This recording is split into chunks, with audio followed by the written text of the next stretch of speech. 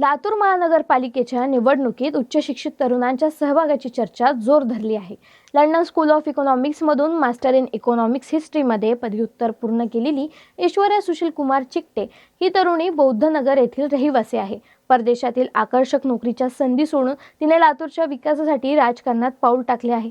राष्ट्रवादी काँग्रेस, अजित पवार गट आणि रिपब्लिकन सेनेचे संयुक्त उमेदवार म्हणून ती निवडणूक लढवत आहे. प्रचारात ती मतदारांना आवाहन करते की जुन्या चेहऱ्यांना आणि पारंपरिक पक्षांना सातत्याने सत्ता देण्याची मानसिकता बदलावी. उच्च शिक्षित नव्या विचारसरणीच्या तरुणांना संधी दिल्यास शहराचा कायापालट होईल असा तिचा विश्वास आहे.